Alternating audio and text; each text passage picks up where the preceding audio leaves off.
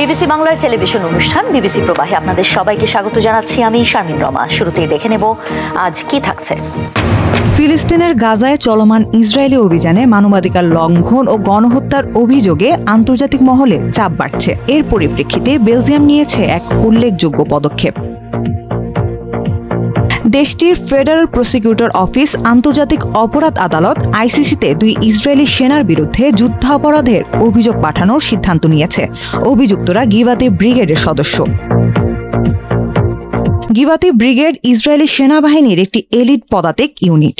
তারা মূলত গাজা, পশ্চিম তীর ও দক্ষিণ ইসরায়েলের নিরাপত্তা ও আক্রমণাত্মক অভিযানে কাজ করে। আন্তর্জাতিক সংস্থা গ্লোবাল লিগ্যাল অ্যাকশন নেটওয়ার্কের সহযোগিতায় এই অভিযোগটি করেছে হিন্দ রজভ ফাউন্ডেশন। আল জাজিরার খবরে বলা হয়েছে, এই 2 সেনা বেলজিয়ামের টুমোরোল্যান্ড সঙ্গীত উৎসবে নিজেদের ব্রিগেডের পতাকা উড়িয়ে উপস্থিত হয়। তখন তারা নজরে আসে বেলজিয়ান পুলিশের। তখন তাদের শনাক্ত করে গ্রেপ্তার করা হলেও পরে ছেড়ে দেওয়া হয় 2 জনকেই। বেলজিয়ামে অবস্থিত হিন্দ রজভ ফাউন্ডেশনের নামকরণ করা হয়েছে গাজায় যুদ্ধের শুরুতে ইসরায়েলি গুলিতে নিহত 6 বছরের এক ফিলিস্তিনি শিশুর নামে। 2023 সালে প্রতিষ্ঠিত হওয়ার পর 10টিরও বেশি দেশে ইসরায়েলি সেনাদের বিরুদ্ধে বহু অভিযোগ জমা দিয়েছে সংগঠনটি। বেলজিয়াম সরকার ইসরায়েলি সেনাদের বিরুদ্ধে আরও কঠোর পদক্ষেপ না নেয়ায় কড়া সমালোচনা করেছে ফাউন্ডেশনটি। বিবৃতিতে হিন্দ রজভ ফাউন্ডেশন জানায়, শুধু গ্রেপ্তার করাই যথেষ্ট নয়। সন্দেহভাজনদের আটক করে বেলজিয়ামের বিচার অথবা আন্তর্জাতিক অপরাধ আদালতের কাছে হস্তান্তর করা উচিত ছিল সরকারের। ফাউন্ডেশনটি এই পদক্ষেপকে আন্তর্জাতিক পর্যায়ে একটি গুরুত্বপূর্ণ কৌশলগত পদক্ষেপ হিসেবে উল্লেখ করেছে। আইসিসিকে দ্রুত ও কঠোর ব্যবস্থা নেওয়ার আহ্বানও জানিয়েছে তারা। এদিকে সেনা গ্রেপ্তারে চরম ক্ষুব্ধ হয়েছে ইসরায়েল। প্রতিবাদে বেলজিয়ামের এক কূটনীতিককে তলব করেছে তেল আবিব। গাজায় মানবিক বিপর্যয় এবং ফিলিস্তিনের বিরুদ্ধে ইসরায়েলের চলমান যুদ্ধ নিয়ে বাড়তে থাকা আন্তর্জাতিক উদ্বেগের মধ্যেই 2 দেশের এই বিরোধ দেখা গেছে। রেয়ার আর্থ মিনারেলস বা বিরল খনিজ, যা দিয়ে তৈরি হয় স্মার্টফোন, কম্পিউটার, বৈদ্যুতিক গাড়ি, নবায়নযোগ্য জ্বালানি, যুদ্ধ বিমান, এমনকি মহাকাশযান পর্যন্ত। অথচ পৃথিবীতে যেখানে হাতে গোনা কিছু জায়গায় পাওয়া যায় এই খনিজ, আর সেখানে কিনা আশীর্বাদ পুষ্ট চীন, বিরল খনিজের মজুদের দিকে চীনের ধারে কাছেও নেই কেউ। আর এই সক্ষমতা কাজে লাগিয়ে আধুনিক প্রযুক্তিতে নিজেদের সমৃদ্ধ করছে বেইজিং, হয়ে উঠছে পরাশক্তি, যা ঠেকাতেই আঁটখাঁট বেঁধে নেমেছে যুক্তরাষ্ট্র। ভবিষ্যতে চীনের কাছ থেকে বিরল খনিজ পাওয়া যাবে কিনা এমন সন্দেহে মিয়ানমারে নজর পড়েছে ট্রাম্প প্রশাসনের। আর এই স্বার্থ হাসিলে এবার দেশটির বিদ্রোহীদের সঙ্গে হাত মেলাতে যাচ্ছে ট্রাম্প প্রশাসন। রয়টার্সের প্রতিবেদন অনুযায়ী যুক্তরাষ্ট্রের এই গোপন অভিযান সম্পর্কে আজ আমরা জানবো। সঙ্গে আছি আমি রুকাইয়া জহির। এখন যে কোনো ব্র্যান্ডের পুরাতন এসি বদলে নতুন ওয়ালটন এসিতে উপভোগ করুন 25% ছাড়। সম্প্রতি বেইজিং এর উপর চড়া শুল্কের বোঝা চাপিয়ে বাণিজ্য যুদ্ধের আভাস দিয়েও শেষ পর্যন্ত পিছু হটতে হয়েছে ট্রাম্প প্রশাসনকে। আর এর পেছনে মূল ভূমিকা ছিল চীনের বিরল খনিজ রপ্তানি বন্ধের হুঁশিয়ারি। অতি সম্প্রতি ইইউ এর প্রতিনিধি দল বেইজিং এ গিয়ে প্রেসিডেন্ট শি জিনপিং এর সঙ্গে বৈঠক করে এসেছেন, যার নেপথ্যের কারণও এই বিরল খনিজ, যা থেকে বোঝা যায় বিরল খনিজের গুরুত্ব। দিন দিনই যখন বাড়ছে বিরল খনিজের কদর, তখন কেবল বেইজিং এর মুখাপেক্ষী হয়ে থাকতে চায় না ওয়াশিংটন। এক্ষেত্রে ট্রাম্প প্রশাসনের চোখ পড়েছে মিয়ানমারের উপর। দেশটিতে থাকা বিরল খনিজের ভাগ চায় তারা, আর এর জন্য দেশটির বিদ্রোহী গোষ্ঠীগুলোর সঙ্গে হাত মেলাতেও কোনো দ্বিধা নেই ট্রাম্প প্রশাসনের। এমনকি বাণিজ্য নীতিতে কঠোর ট্রাম্প প্রশাসনের ভাবনা আছে শুল্ক ছাড় দেওয়ার ব্যাপারেও। অন্তত 4টি সূত্র এই তথ্য জানিয়েছে রয়টার্সকে। সূত্রদের ভাষ্য অনুযায়ী মিয়ানমারের বিরল খনিজের কর্তৃত্ব নিতে খনি অঞ্চলগুলোতে থাকা জাতিগত বিদ্রোহীদের সঙ্গে চুক্তি করতে হতে পারে ট্রাম্প প্রশাসনকে। আর এই ব্যাপারে যেসব প্রস্তাব সামনে এসেছে ট্রাম্প প্রশাসনের, তাদের মধ্যে একটি হলো জান্তা সরকারের সঙ্গে সমঝোতার মাধ্যমে বিদ্রোহী গ্রুপ দ্য কাচিন ইন্ডিপেন্ডেন্স আর্মির সঙ্গে শান্তি চুক্তিতে পৌঁছানো। অন্যটি হলো জান্তাকে উপেক্ষা করে সরাসরি কাচিন বিদ্রোহীদের সঙ্গে কাজ করা। মিয়ানমারের বিরল খনিজ পেতে ওয়াশিংটন তার নীতি যতই নমনীয় করুক না কেন, এক্ষেত্রে বড় বাধা চীন। কেননা মিয়ানমারের কাচিন অঞ্চলের যেই খনিগুলোতে বিরল খনিজ পাওয়া যায় তা এতদিন ধরে উত্তোলন করে আসছে চীন, আর সেটা তারা প্রক্রিয়াজাত করছে নিজেদের দেশে, পরবর্তীতে যা রপ্তানি করা হচ্ছে বিভিন্ন দেশে। তাই প্রশ্নটা থেকেই যায়, সোনার ডিম পাড়া হাঁসের ভাগ কেন ছাড়তে যাবে বেইজিং? এক্ষেত্রে অবশ্য যুক্তরাষ্ট্রকে আশার আলো দেখাচ্ছে খনি এলাকা নিয়ন্ত্রণ করা সশস্ত্র বিদ্রোহী গোষ্ঠী দ্য কাচিন ইন্ডিপেন্ডেন্স আর্মি, যারা কিনা আবার চীনের শোষণে ক্লান্ত হয়ে যুক্তরাষ্ট্রের সঙ্গে কাজ করতে আগ্রহ প্রকাশ করেছে। মিয়ানমারের কাচিনে প্রাপ্য খনিজ ভারতে প্রক্রিয়াজাত করে ট্রাম্প প্রশাসন যুক্তরাষ্ট্রে নিতে চাইলেও কাজটি মোটেও সহজ নয় বলে জানাচ্ছে রয়টার্সের সূত্র। তারা বলছে, নতুন করে বড় ধরনের বিরল খনিজ সরবরাহ চেইন তৈরি করা বেশ কঠিন, কেননা খনিজগুলোকে দূরবর্তী ও দুর্গম কাচিন রাজ্য থেকে বের করে ভারতে নিয়ে যাওয়াটাই অত্যন্ত কঠিন কাজ। আর যুক্তরাষ্ট্রের এমন চিন্তাকে পাগলামো হিসেবেই অভিহিত করেছেন কাচিন রাজ্য বিশেষজ্ঞ সুইডিশ লেখক বার্টিল লিন্টনার। তার মতে, চীনের নাকের ডগা থেকে বিরল খনিজ নিয়ে যাওয়ার চিন্তা পুরোপুরি পাগলামি, কারণ অঞ্চলটি পর্বত বেষ্টিত এবং যোগাযোগ ব্যবস্থা একেবারেই অপ্রতুল। তিনি আরো বলেন, কেউ যদি চীন সীমান্ত লাগোয়া এসব খনি থেকে বিরল খনিজ ভারতে নিয়ে যেতে চায়, তাহলে চীন যে হাত গুটিয়ে বসে থাকবে না সেটিও ভবিষ্যৎবাণী করেন তিনি।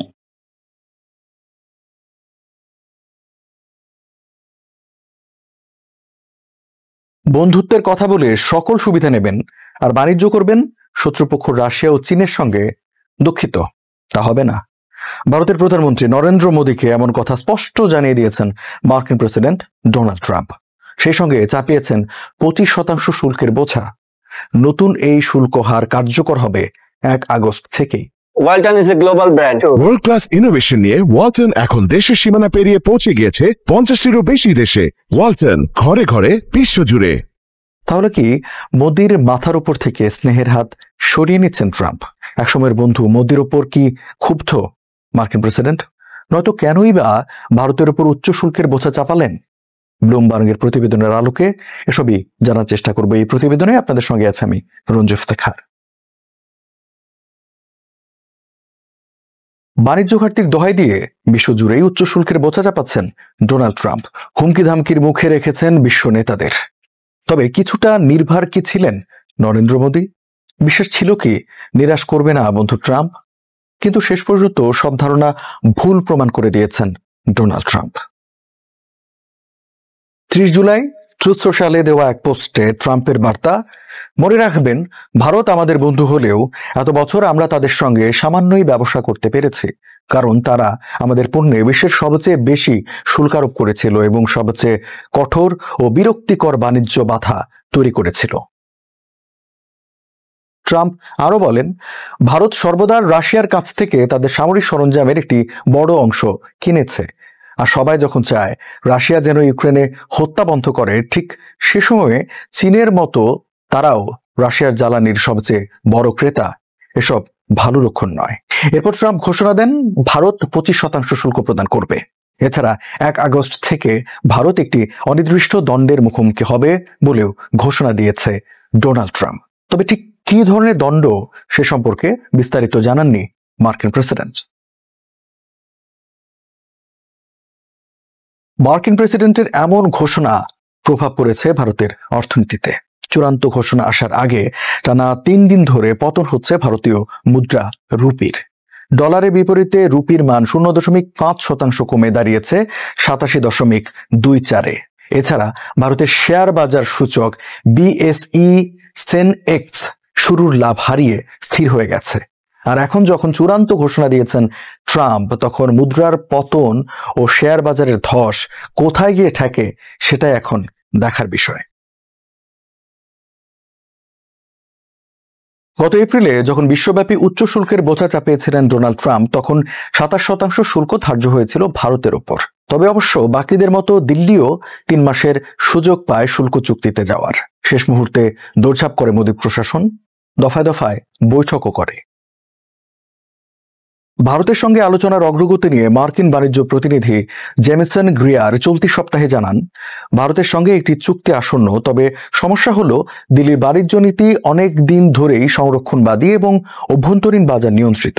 আর এদিকে ট্রাম্প প্রশাসন এমন একটি চুক্তিতে যেতে চাচ্ছেন যেখানে যুক্তরাষ্ট্রের জন্য অন্যান্য বাজারকে উন্মুক্ত করবে দিল্লি, এমনকি ভারতের কৃষি নির্ভর বাজারেও প্রবেশ করতে চায় ওয়াশিংটন। তাদের এই চাওয়া কোনোভাবেই চায়নি দিল্লি।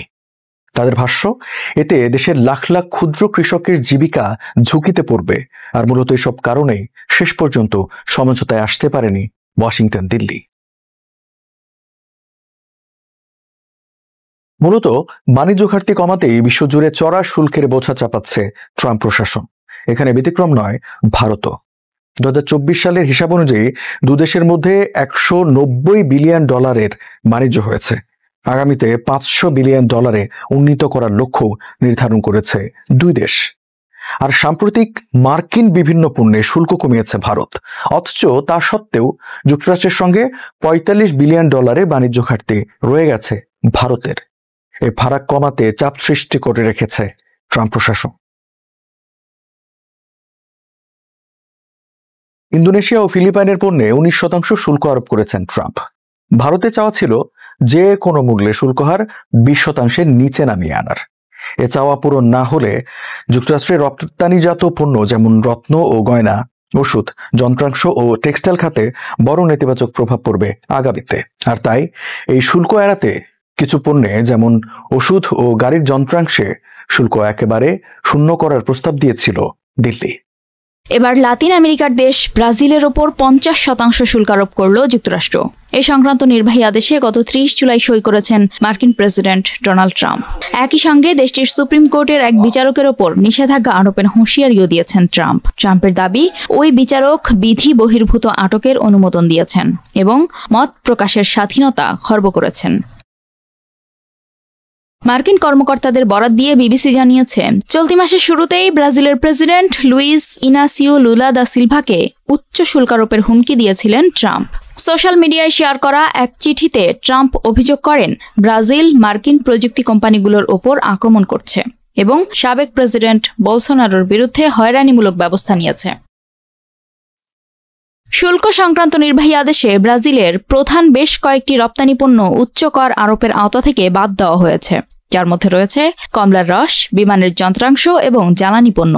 এই আদেশে ব্রাজিলে রাজনৈতিকভাবে উদ্দেশ্য প্রণোদিত নিপীড়ন, ভীতি প্রদর্শন, হয়রানি, সেন্সরশিপ এবং বলসোনারোর বিচারের সাথে সরাসরি সম্পর্কের কথাও বলা হয়েছে। এদিকে ব্রাজিলও ছেড়ে দেওয়ার পাত্র নয়। তারাও হুমকি দিয়েছে যে মার্কিন যুক্তরাষ্ট্র কর্তৃক আরোপিত যে কোনো শুল্কের পাল্টা পদক্ষেপ তারা নেবে। চীনের পর মার্কিন যুক্তরাষ্ট্র ব্রাজিলের দ্বিতীয় বৃহত্তম বাণিজ্য অংশীদার। তাই এই শুল্ক বৃদ্ধি দক্ষিণ আমেরিকার দেশটির উপর বড় ধরনের প্রভাব ফেলতে পারে বলে আশঙ্কা বিশ্লেষকদের।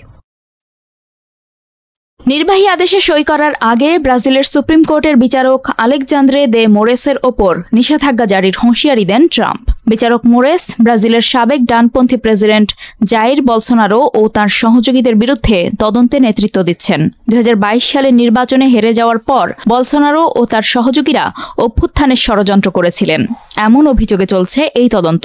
তবে বলসোনারো এই অভিযোগ অস্বীকার করে বিচারক মোরেসকে স্বৈরাচারী বলে অভিহিত করেছেন। রাশিয়ার পূর্ব উপকূলের কামচাটকা উপদ্বীপে 8.8 মাত্রার একটি শক্তিশালী ভূমিকম্পের আঘাতে প্রশান্ত মহাসাগরীয় অঞ্চলে সুনামির সতর্কতা জারি করা হয়েছে। ভয়াবহ ভূমিকম্পে রাশিয়া সহ জাপানের হোক্কাইডো থেকে কিউশু পর্যন্ত উপকূলীয় অঞ্চল এবং মার্কিন যুক্তরাষ্ট্রের পশ্চিম উপকূলের পুরো অংশে সুনামির আশঙ্কা রয়েছে।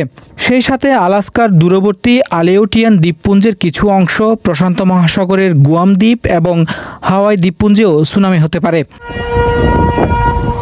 জাপান এরই মধ্যে 20 লাখ লোককে নিরাপদ আশ্রয়ে সরে যেতে বলেছে। হনুলুলুর মেয়র রিক ব্লানগিয়ার্ডি তার শহরের লোকজনকে উঁচু স্থানে আশ্রয় নিতে বলেছেন। আমরা এখন সর্বোচ্চ সুনামি সতর্কতায় আছি। এটি আমাদের গুরুত্বের সাথে মেনে চলতে হবে এবং আমি জনগণকে অনুরোধ করব, আপনারা যদি নিচু এলাকায় থাকেন দয়া করে উঁচু এলাকার দিকে সরে আসুন। cooperate. We know the roads are full out there. এদিকে 4 থেকে 9 ফুট উঁচু ঢেউ উপকূলে জোরালোভাবে আঘাত হানতে পারে বলে সতর্কতা জারি করেছে জাপান।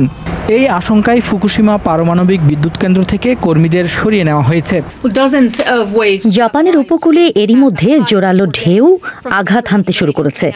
জাপানের আবহাওয়া এজেন্সি বলছে এখন প্রায় 1 মিটারের বেশি উঁচু ঢেউ আছড়ে পড়ছে, যেটি প্রায় 3 মিটার পর্যন্ত উঁচু হতে পারে এবং আজ সারা রাত সুনামির সর্বোচ্চ সতর্কতা জারি থাকবে।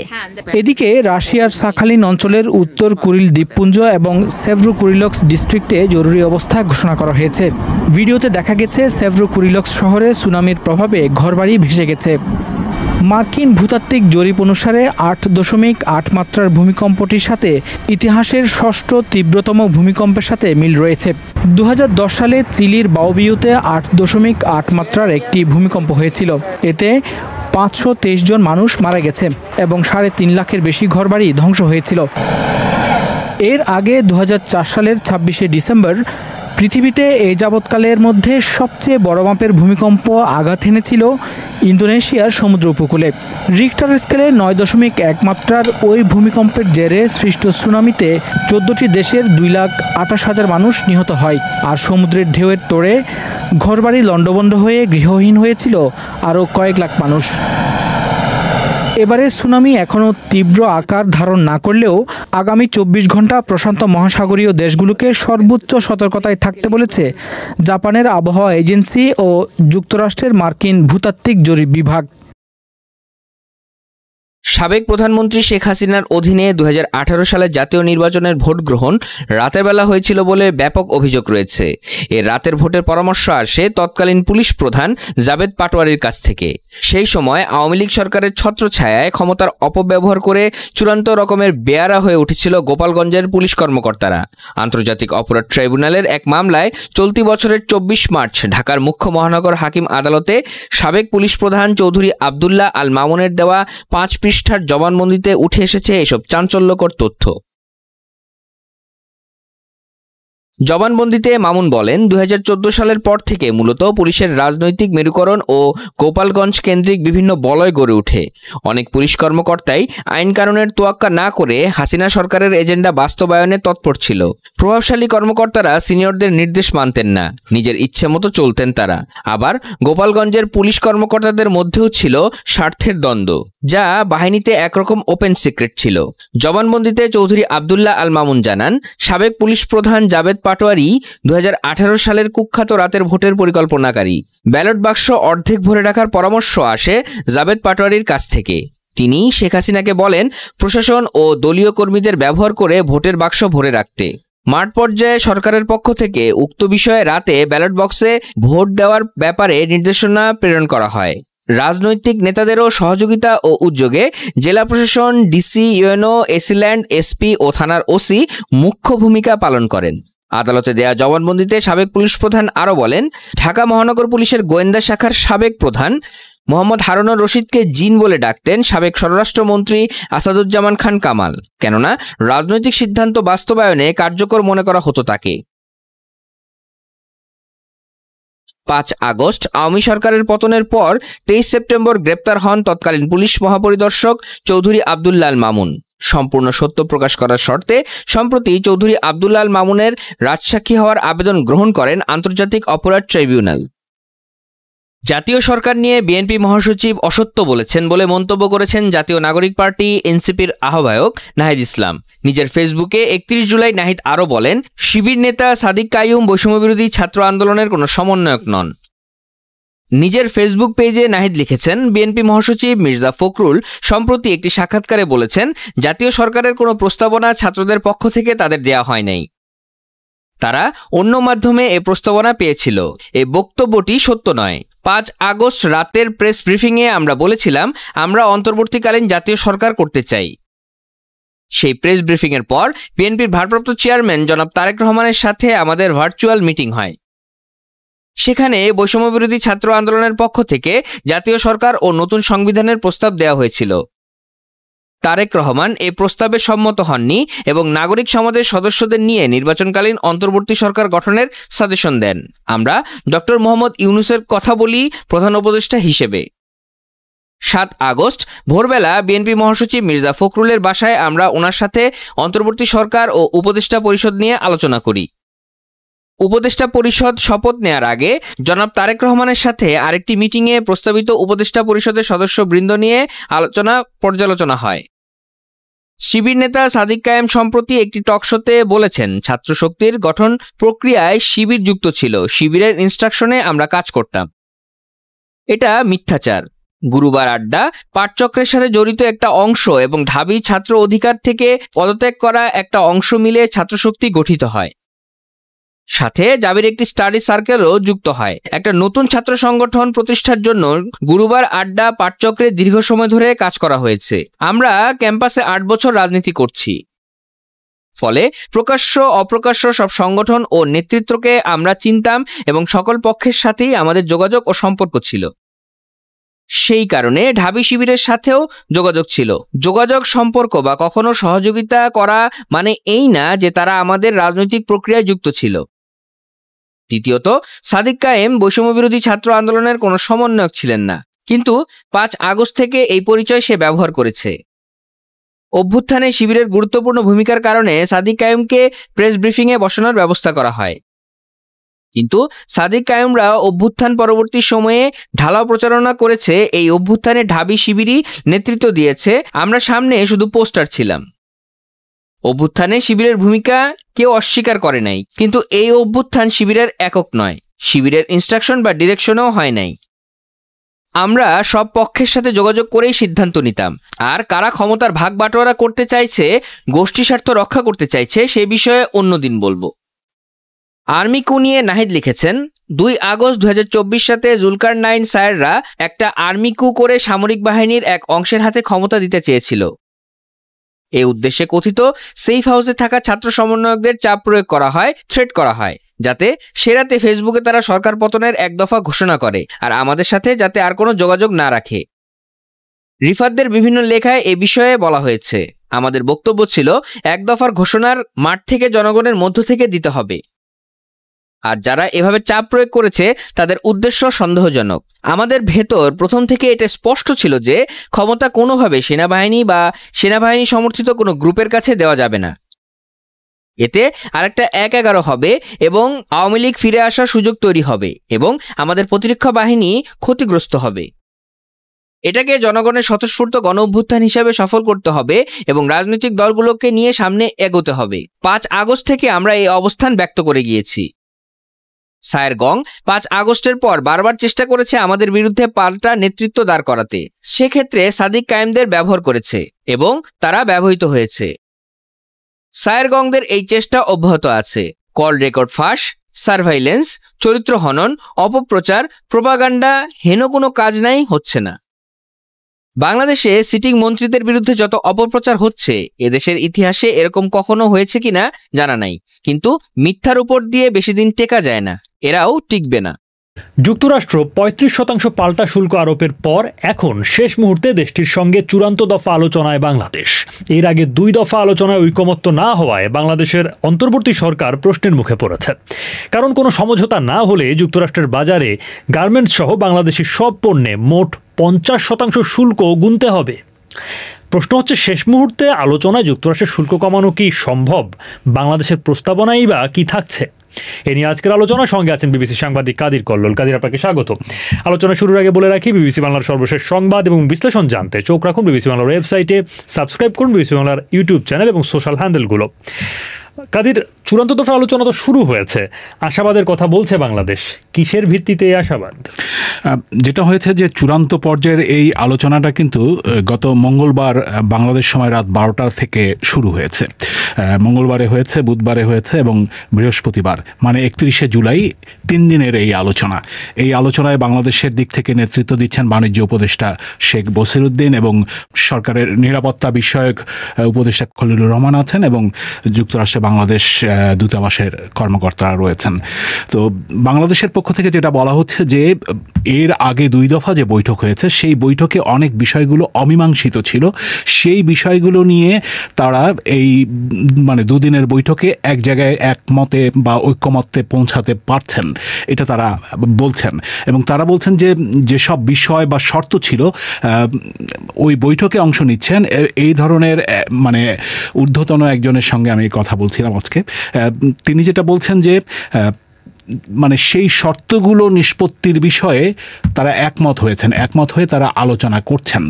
আর বাংলাদেশের পক্ষ থেকে যেটা বলা হচ্ছে যে তারা মূলত বাণিজ্য ঘাটতির যে জায়গাটা সেটা ধরে এগোচ্ছেন, সেখানে বাংলাদেশ কিছু ব্যবস্থা নিয়েছে, যে ব্যবস্থাগুলোর ভিত্তিতে বাংলাদেশ আশা করছে যে একটা সমঝোতা বা শুল্কটা যুক্তরাষ্ট্রের যে পাল্টা শুল্ক সেটাকে কমিয়ে আনা সম্ভব হবে, এটা বাংলাদেশের কর্মকর্তারা বলছেন। এবং এই আলোচনায় যাওয়ার আগেও সরকারের নিরাপত্তা বিষয়ক উপদেষ্টা খলিলুর রহমান, তার সঙ্গে আমার কথা হচ্ছিল মানে যুক্তরাষ্ট্র যাওয়ার আগে, তিনি বলছিলেন যে তারা আশা করেন যে তাদের মানে অবস্থানে যুক্তরাষ্ট্র সাথে একমত হওয়া সম্ভব হবে। বাংলাদেশ কি প্রস্তাব নিয়ে আলোচনা করছে? যুক্তরাষ্ট্রের দিক থেকে কি ধরনের তাগিদের কথাই বা জানা যাচ্ছে? বাংলাদেশের দিক থেকে যেটা বলা হচ্ছে, যেটা অর্থ বিষয়ক উপদেষ্টা সালেউদ্দিন আহমেদ তিনি 2 দিন আগেই বলেছেন যে বাংলাদেশ একটা প্যাকেজ প্রস্তাব নিয়ে এই বৈঠকে অংশ নিচ্ছে। প্যাকেজ প্রস্তাবটা কি? তিনি বলছেন যে প্যাকেজ প্রস্তাবের মধ্যে আছে যে ইতিমধ্যে বাংলাদেশ 626টি মার্কিন পণ্যে শুল্ক ছাড়ের ঘোষণা দিয়েছে, সেই বিষয়গুলো তারা তুলে ধরবে। আর বাণিজ্য ঘাটতি যেটা আছে, যুক্তরাষ্ট্রের অভিযোগ হচ্ছে যে বাণিজ্য ঘাটতি মানে যুক্তরাষ্ট্রের ঘাটতিটা এখানে বেশি, ব্যবসাটা বা মানে বাণিজ্যটা বাংলাদেশের পক্ষে, কারণ বাংলাদেশ থেকে সেখানে মূলত গার্মেন্টস, কৃষিপণ্য, বিভিন্ন পণ্য সামগ্রী যায়, আর যুক্তরাষ্ট্র থেকে খাদ্যশস্য, তুলা, গম এই বিষয়গুলো আসে, সেগুলোতে শুল্ক যদি বসানো হয় দাম বেশি পড়ে, সেই জায়গায় বাংলাদেশ অন্য জায়গায় বিকল্প জায়গা থেকে এতদিন নিয়ে আসতো, আমদানি করতো। তো এখন যেটা বলা হচ্ছে যে এই ঘাটতিটা কমিয়ে আনা, এই ঘাটতিটা কমিয়ে আনা হচ্ছে যুক্তরাষ্ট্রের অগ্রাধিকার। তো বাংলাদেশও বলছে যে তারা এই বাণিজ্য ঘাটতিটা কমিয়ে আনার চেষ্টা করছে, অর্থাৎ যুক্তরাষ্ট্রকে কিছু ছাড় দিচ্ছে। যেমন আমি যে বলছিলাম যে যুক্তরাষ্ট্রকে 626টা পণ্যের ছাড় দিচ্ছে। আরেকটি বড় সিদ্ধান্ত যেটা বাংলাদেশ নিয়েছে সেটা হচ্ছে যুক্তরাষ্ট্রের বোয়িং কোম্পানির কাছ থেকে 25টি বিমান কেনার সিদ্ধান্ত নিয়েছে, যেটা পর্যায়ক্রমে নেওয়া হবে। এর আগে 14টি কেনার সিদ্ধান্ত ছিল, সেটা বাড়িয়ে 25টি করা হয়েছে। তো যুক্তরাষ্ট্রকে এই সুবিধাগুলো দেওয়ার কথা এখন বাংলাদেশের পক্ষ থেকে শেষ মুহূর্তে বলা হচ্ছে, এবং যার ফলে বাংলাদেশ মনে করছে যে শুল্ক ছাড়ের জায়গাটাতে কিছুটা সুবিধা এবার পাওয়া যেতে পারে, এটা বাংলাদেশের বিশ্বাস বা তারা মনে করছে। তো যেটা হচ্ছে যে এখন আসলে কতটা ছাড় পাওয়া যাবে বা কি পাওয়া যাবে সেটা বলা মুশকিল, কিন্তু এই 2 দফার আলোচনায় যে কোনো অগ্রগতি হয়নি বা কোনো ফলপ্রসূ কিছু পাওয়া যায়নি, সেটা কিন্তু বাংলাদেশে ব্যবসায়ীদের মধ্যে এক ধরনের হতাশা তৈরি করেছে। আমি তৈরি পোশাক খাতের অনেকের সঙ্গে কথা বলছিলাম, তারা যেটা বলছিলেন যে বাংলাদেশের যে গার্মেন্টস রপ্তানি হয় তার 17 থেকে 18% যুক্তরাষ্ট্রে যায়, একটা বড় অংশ। সেখানে আমি যেমন দেখছিলাম যে প্রায় $8 বিলিয়ন যেটা ব্যবসা হয় বাংলাদেশের। তো সেই জায়গায় যদি এই 50% শুল্ক গুনতে হয়, বাড়তি শুল্ক সহ বা পাল্টা শুল্ক সহ, তাহলে পরে এর উপরে একটা আঘাত আসবে। তো সব মিলিয়ে বাংলাদেশের দিক থেকে শেষ মুহূর্তে হলেও একটা ছাড় দেওয়ার চেষ্টা আছে, বড় ধরনের ছাড় দেয়া। তো যেটুকু প্রকাশ করা হয়েছে তাতেই দেখা যাচ্ছে যে বিমান কেনা, যুক্তরাষ্ট্র থেকে গম, তুলা, বড় অঙ্কের, বড় সংখ্যায় মানে বিশাল সংখ্যক আমদানি করা, এই বিষয়গুলো সিদ্ধান্ত নিয়েছে।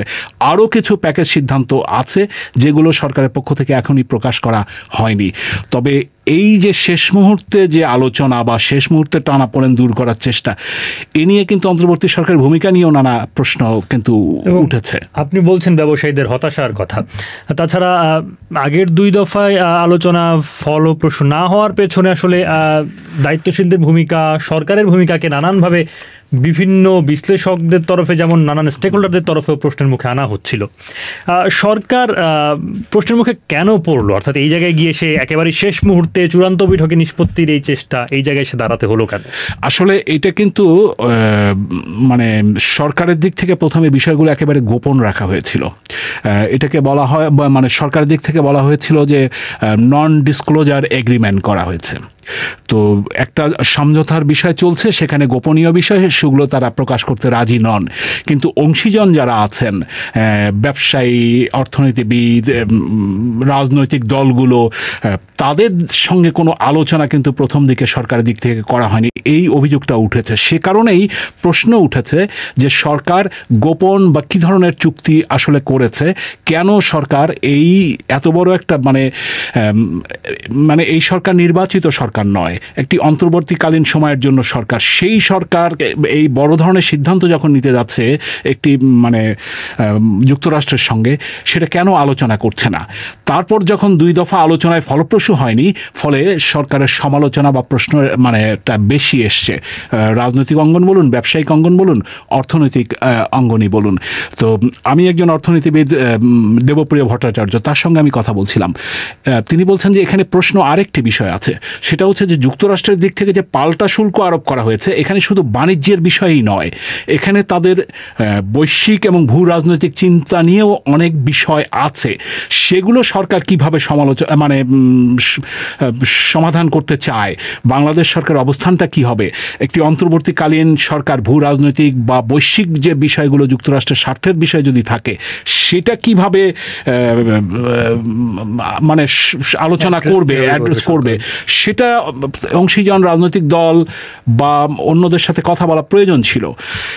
এই বিষয়টা কিন্তু রাজনীতিকদেরও অনেকে প্রশ্ন তুলেছেন যে যেহেতু নির্বাচিত সরকার নয়, রাজনৈতিক দলগুলোর সমর্থন নিয়েই তাকে টিকে থাকতে হচ্ছে, সেখানে তারা কারোর সাথে আলোচনা, অবশ্য শেষ মুহূর্তে গিয়ে তারা ব্যবসায়ীদের সঙ্গে আলোচনা করেছেন।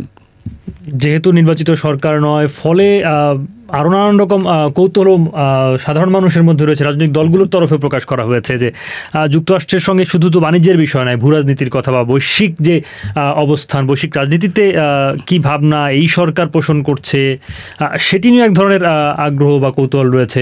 সরকারের সেই ভাবনার ব্যাপারে কতটুকু জানা যাচ্ছে? সরকারের যারা এই আলোচনায় অংশ নিচ্ছেন, 2 জন উপদেষ্টা, তাদের 2 জনের সঙ্গে আমার বৈঠকে যাওয়ার আগে কথা হয়েছিল।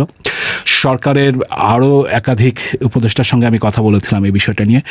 তারা এই বিষয়টা এখনই মানে ভূ রাজনৈতিক বা বৈশ্বিক যে বিষয়গুলো আছে, তারা এই বিষয়গুলো এখনই বলতে রাজি নন। তারা বলছেন যে আলোচনায় ফলাফল কি হয় তারপর তারা বলবেন। ইভেন তারা যে ব্যবসায়ীদের সঙ্গে কথা বলেছেন, ব্যবসায়ীদের সাথেও আমি কথা বলেছি, সেখানেও ভূ রাজনীতি বা অন্য বিষয়গুলো তারা আনেননি। শেষ মুহূর্তে ব্যবসায়ীদের সাথে কথা বলেছেন। ব্যবসায়ীদের ওটাই প্রশ্ন ছিল যে যখন সম্ভব হচ্ছে না সংকট সমাধান, শেষ মুহূর্তে এসে যখন ব্যবসায়ীদের কাছে ধর্ণা দেয়া হচ্ছে, এই প্রশ্নগুলোই বারবার যখন উঠছিল সরকারের কাছে, মানে কিন্তু সরকার ওই বিষয়গুলো তুলছিল না আর কি। কারো কারো বক্তব্য বা গণমাধ্যমের প্রতিবেদন খেয়াল করলে হয়তো আপনার চোখে পড়ে থাকবে যে কোথাও কোথাও এমনও বলা হচ্ছিল যে বাণিজ্যের চেয়ে অন্যান্য বিষয়, ভূ রাজনীতিক বিষয় বা অন্যান্য নানান দর কষাকষির বিষয় বরং অগ্রাধিকার পাচ্ছে বা প্রাধান্য পাচ্ছে এই আলোচনায়। এই আলোচনাটা কিন্তু আমি যেটা বলছিলাম যে রাজনৈতিক ব্যবসায়ীদের মধ্যে আছে, রাজনীতিকদেরও কেউ কেউ অভিযোগ করছেন, এমন অভিযোগও করা, মানে অন্যতম প্রধান দল বিএনপি, তার নেতারাও কিন্তু বক্তব্য বিবৃতিতে অভিযোগ করেছেন যে যুক্তরাষ্ট্রের সাথে আলোচনা কি হচ্ছে সেটা আমাদের জানা দরকার। এমনকি এই যে নন ডিসক্লোজার এগ্রিমেন্ট, এটা কি আসলে সেটাও তারা মানে জানতে চেয়েছিলেন, কিন্তু সেগুলো প্রকাশ করা হয়নি। রাজনৈতিক দলগুলোর সঙ্গে এই ইস্যুতে আলাদা করে কিন্তু ঘটা করে কোনো আলোচনা করা হয়নি। অন্য রাজনৈতিক ইস্যুতে প্রধান উপদেষ্টা কথা বলেছেন, সেই সময়ে কিছু কিছু বিষয় এগুলো এসছে, রাজনীতিকদের সাথে কথা বলে মনে হয়েছে। আর ব্যবসায়ীদের সঙ্গে আলোচনায় যে গোপনীয় বিষয় বা ভূ রাজনৈতিক বা অন্য বিষয়গুলো আসেনি। আমি যারা আলোচনায় ছিলেন এরকম একাধিক ব্যবসায়ীর সাথে কথা বলেছি। কিন্তু যে 2 জন উপদেষ্টা আলোচনায় গেছেন ওয়াশিংটনে, তারা যেটা আমাকে আলোচনায় যাওয়ার আগে বলেছেন যে অন্যান্য যে বিষয়গুলো আছে সেগুলো তারা বাংলাদেশের প্রেক্ষাপট, বাংলাদেশের বাস্তবতা বিবেচনায় রেখেই তারা আলোচনা করবেন, কিন্তু তারা জোর দিচ্ছেন, তারা মনে করছেন যে বাণিজ্য ঘাটতির বিষয়টাই যুক্তরাষ্ট্রের লক্ষ্য, সেটা কমিয়ে আনা, সেই জায়গায় তারা প্যাকেজ প্রোগ্রাম নিয়ে যাচ্ছেন, ফলে সেই জায়গায় তারা আলোচনাটা সীমাবদ্ধ রেখে একটা সমাধানের চেষ্টা করবেন এবং তারা মনে করেন যে সেটা তো হয়তো সম্ভব। কিন্তু অর্থনীতিবিদরা বলছেন যে আসলে মানে যুক্তরাষ্ট্র তার স্বার্থ থেকে ভূ রাজনীতির স্বার্থে কোনো ছাড় না পেলে বা কী প্রস্তাব আছে বা কী বক্তব্য আছে সেগুলো পরিষ্কার না হলে বলা মুশকিল যে আসলে কী দাঁড়াবে। তারাও আশা করেন যে একটা সমাধান হোক। আচ্ছা কাদির, ভূ রাজনীতির প্রশ্ন যখন আসে তখন অবধারিতভাবে এই অঞ্চলে আরও যে বড় অ্যাক্টররা রয়েছে বা যদি আমরা বৈশ্বিক রাজনীতির খেলোয়াড় হিসেবে দেখতে চাই, চীনের প্রসঙ্গ আসে, বাংলাদেশের বাংলাদেশ যে জায়গাটা অবস্থান করে, দক্ষিণ এশিয়ার বাস্তবতায় ভারতের একটা প্রসঙ্গ আসে। সব মিলিয়ে বাণিজ্য ঘাটতির প্রশ্নে বা বাণিজ্য যুদ্ধের ক্ষেত্রে যদি বলতে, যুক্তরাষ্ট্রের সঙ্গে মূল প্রতিদ্বন্দ্বিতা চীনের, ফলে যুক্তরাষ্ট্রের সঙ্গে সখ্যতা এই অঞ্চলে চীনের সঙ্গে বাংলাদেশের সম্পর্কের জায়গা, সেই জায়গাগুলোতে কি ধরনের প্রভাব বিস্তার করবে তা নিয়ে কোনো আলোচনা শুনতে পেয়েছেন? হ্যাঁ, এই আলোচনাগুলো আছে যে চীন মানে যুক্তরাষ্ট্রের সাথে সমঝোতা কিভাবে হয় সেটার দিকে চীন নজর রাখছে। এখন চীনের সাথেও সরকারের একটা ভালো সম্পর্ক করার চেষ্টা রয়েছে, ফলে এই দুটো জায়গায় ভারসাম্য কিভাবে আনা যাবে, সরকার কতটা ছাড় দিয়ে আসে বাংলাদেশ সরকার, তার উপরে নির্ভর করবে সেটা প্রকাশ হওয়ার পরে। তবে যেটা মানে বিশ্লেষকরাও যেটা মনে করেন, যেটা বলছেন, সেটা হচ্ছে যে এই অন্তর্বর্তী সরকার মানে জুলাই আগস্টের গণ অভ্যুত্থানে আওয়ামী লীগের শাসনের পতনের পর মানে প্রতিবেশী দেশ ভারতের সাথে বাংলাদেশের যে একটা সম্পর্ক ছিল সেই জায়গাটায় তো চির ধরেছে এই অন্তর্বর্তী সরকারের সময়। সেই সম্পর্কটা সেভাবে নেই, সম্পর্কে টানাপোড়েন বেড়েছে অনেক। ফলে এই অন্তর্বর্তী সরকার চীনের সাথে একটা ভালো সম্পর্ক তৈরির একটা চেষ্টা সাম্প্রতিক সময় দেখা গেছে এবং বাণিজ্যের বিষয়টা বাড়ানোর সেই বিষয়গুলো হয়েছে। তো বাংলাদেশ সরকার অনেকেই চীন সফর করেছেন, সরকারের বাইরে অন্যান্য রাজনৈতিক শক্তিগুলো গেছে, দলের নেতারা গেছে, মানে বিএনপি এমনকি জামায়াত ইসলামী সহ বিভিন্ন দলের নেতারা গেছেন। ফলে চীনেরও এখানে ব্যবসায়িক স্বার্থ থেকে রাজনৈতিক দলগুলো যারা স্টেক হোল্ডার এই সরকারের, তাদের সাথেও এক ধরনের সম্পর্ক তৈরির চেষ্টা রয়েছে। ফলে একটা সম্পর্ক মানে দাঁড়িয়েছে, চীনের সাথে যে সম্পর্ক সেই সম্পর্কে পতন হয়নি, এক ধরনের সম্পর্ক আরও বাড়ানোর চেষ্টা হচ্ছে। সেইখানে যখন যুক্তরাষ্ট্র এই শর্ত মানে শুল্ক আরোপ করেছে, সেটা নিয়ে যখন আলোচনা করছে, এটা কিন্তু অর্থনীতিবিদরাও বলছেন, দেবপ্রিয় যেটা বলছিলেন আমাকে, যে এই আলোচনায় যখন যুক্তরাষ্ট্রর সাথে ছাড় দেওয়ার প্রশ্ন আসছে, যুক্তরাষ্ট্রকে ছাড় দিচ্ছে, বোয়িং বিমান কেনার বিষয়গুলো আসছে, চায়না এই জায়গাটাতে কিভাবে প্রতিক্রিয়া দেখায় বা সেই সম্পর্কটা কিভাবে ভারসাম্য আনা যাবে সেটাও সরকারকে বিবেচনায় নিতে হবে। সরকারের কর্মকর্তারা বলছেন যে তারা এই ভূ রাজনীতির ভারসাম্যের বিষয়গুলো তারা দেখছেন যে কিভাবে বিবেচনায় রেখে করা যায়, কিন্তু সেটা আসলে কতটা সম্ভব হবে সেই প্রশ্ন তো থেকেই যায়। আচ্ছা কাদির, অনেক ধন্যবাদ আপনাকে। দর্শক, আপনারা যারা যুক্ত ছিলেন আপনাদেরকে ধন্যবাদ জানাচ্ছি। আজকের মতো শেষ করতে চাই আলোচনা। আরেকবার মনে করিয়ে দিই, বিবিসি বাংলার সর্বশেষ সংবাদ এবং বিশ্লেষণ জানতে চোখ রাখুন বিবিসি বাংলার ওয়েবসাইটে, সাবস্ক্রাইব করুন বিবিসি বাংলার ইউটিউব চ্যানেল। সবাইকে শুভকামনা জানিয়ে আমি শারমিন রমাজ এখানেই বিদায় নিচ্ছি। ভালো থাকবেন।